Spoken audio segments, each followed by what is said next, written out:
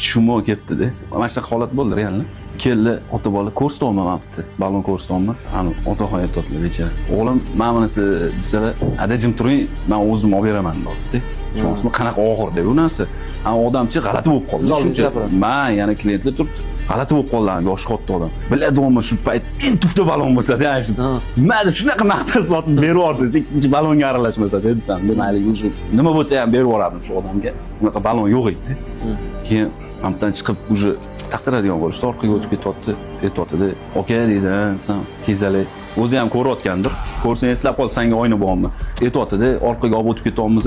Aka, adam sal ichib qo'yaptilar-da, o'shanga mashina olib beradi, balonni qarab qo'yib, xuddi dunyoni olib berayotgandek chichqoq.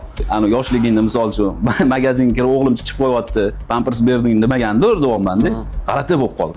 Shuna payt qulog'ini tagiga solsangiz, bunaqa bolalar men o'ylayman, faqat uyga o'tkazadi-da, boshqa hech kimga o'tkaza olmaydi.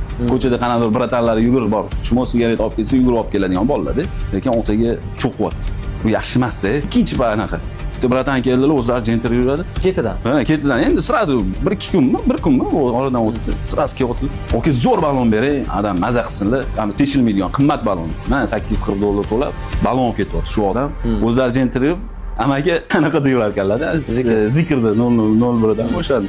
Odamchi maza qilib yuboradi shunaqa narsani ko'rsa-da, anaqa chumolarni ko'rsa asab o'ynab, oyoqlarga qaltiroq turib ketadi. Bilmayman nimalar xohlaydi ular. Yaxshi emas deb o'ylayman.